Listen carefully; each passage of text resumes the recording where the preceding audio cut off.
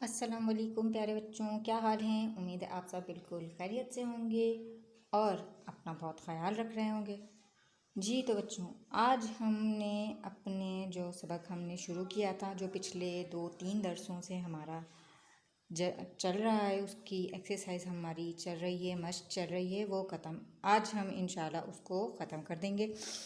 इख्तिताम मतलब मुकम्मल कर देंगे, ख़त्म नहीं कर देंगे, मुकम्मल कर लेंगे।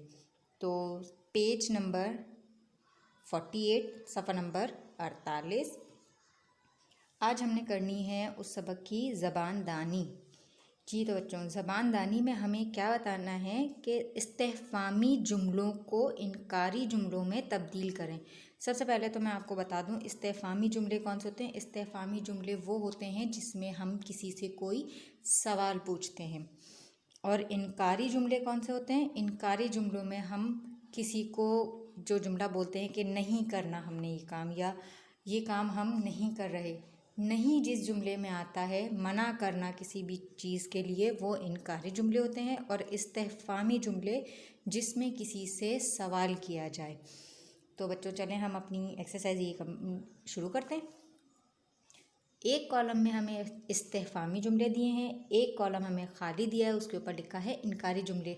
तो यहाँ हमने इसको तब्दील करके इनकारी में लिखना है। जैसे पहला जुमला हमारे पास है, क्या आमना खुश है। इसका इनकारी क्या बनेगा, आमना खुश नहीं है। जी तो बच्चों, हमने यहाँ पर लिख लिया है आमना खुश नहीं है। दूसरा जुमला हमारे पास है, क्या तुम चाय पीते हो। क्या तुम चाय पीते हो का इनकारी जुमला क्या बनेगा, तुम चाय नहीं पीते हो।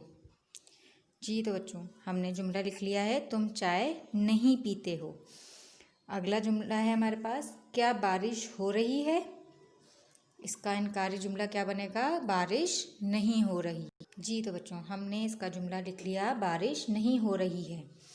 क्या बारिश हो रही है, बारिश नहीं हो रही है। अगला जुमला है, क्या बकरी में करती है। क्या बकरी में करती है। इसका इनकारी जुमला होगा, बकरी में नहीं करती है। बकरी में नहीं करती है। अगला जुमला हमारे पास है, क्या बच्चों ने चिड़ियाघर देखा है। क्या बच्चों ने चिड़ियाघर देखा है का नहीं का जुमला क्या बनेगा, क्या बच्चों ने चिड़ियाघर नहीं देखा है। बच्चों ने चिड़ियाघर नहीं देखा है। आगे हमारा काम है, दिए गए इसमों में से इसमें आम और इसमें ख़ास अलग करके लिखें। तो बच्चों, सबसे पहले तो मैं आपको बताऊं कि इसमें आम क्या होते हैं, इसमें ख़ास क्या होते हैं। हम शायद पहले पढ़ चुके हैं अपने किसी सबक में इसमें आम और इसमें ख़ास के बारे में। नहीं पढ़ा तो चलें हम बता देती हूँ मैं आपको कि इसमें आम वो इस्म होता है जो हर जगह या हर शख्स के लिए इस्तेमाल हो जाए। ठीक है, हर चीज़ के लिए इस्तेमाल हो जाए, हर जगह के लिए इस्तेमाल हो जाए, या हर इंसान के लिए, चीज़ के लिए, या जगह के लिए, या जानवर के लिए इस्तेमाल हो, उसे इसमें आम कहते हैं। उस लफ्ज़ को या उस नाम को इसमें आम कहते हैं। और इसमें ख़ास, किसी ख़ास चीज़, किसी ख़ास शख्स, किसी ख़ास जगह के लिए इस्तेमाल किया जाए, उसे इसमें ख़ास कहते हैं। जैसे इसमें ख़ास में कायदे आज़म हमारे इसमें ख़ास हैं, क्योंकि वो एक ही हैं और वो बहुत जो है ख़ास है हमारे लिए, हमारे कायद हैं।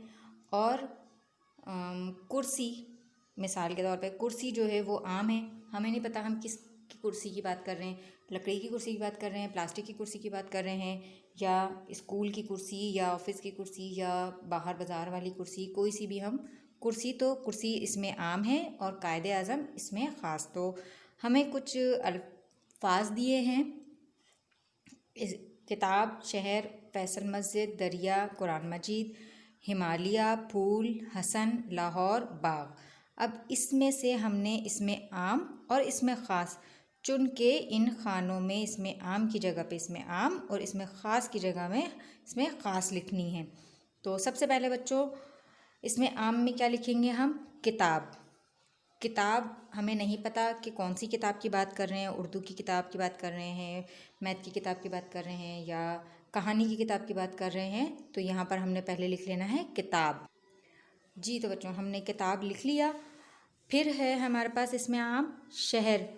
हम यहाँ पर दूसरा इसमें आम लिखेंगे शहर, क्योंकि हमें शहर नहीं पता कौन से शहर की बात कर रहे हैं, कहाँ के शहर की बात कर रहे हैं। ठीक है जी। तो बच्चों हमने इसमें आम में दूसरा अल्फाज लिख लिया शहर।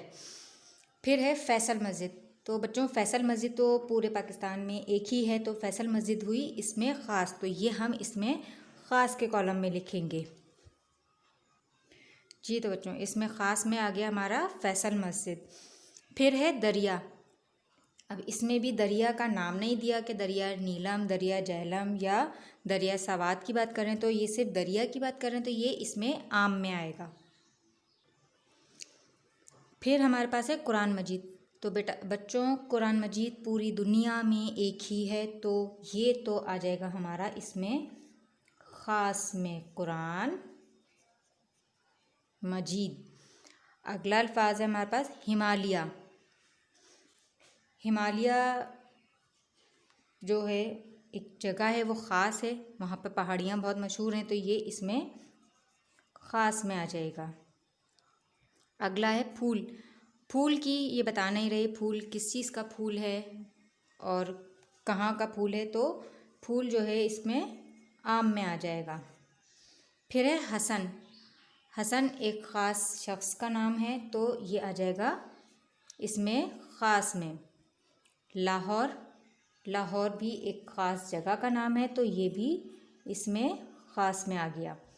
बचा हमारे पास अल्फाज बाग। बाग भी हमें नहीं पता कि ये आम के बाग की बात कर रहे हैं, अमरूद के बाग की बात कर रहे हैं या जो हमारा चहलकदमी वाला बाग होता है, सैर करने के लिए बाग होता है, उस बाग की बात कर रहे हैं, तो ये आ जाएगा हमारे इसमें आम में जी। तो बच्चों हमारा सफ़ा नंबर 48 की जो मश्क है वो मुकम्मल हुई। ये है आपके घर का काम, आपने ये अपने घर में करना है काम सारा।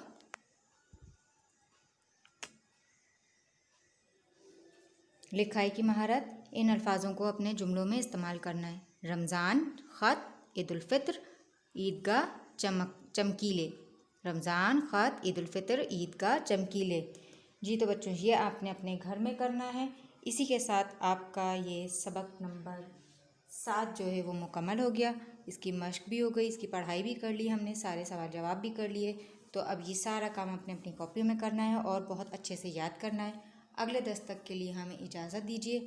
अपना बहुत ख्याल रखिएगा। अल्लाह हाफ़िज़।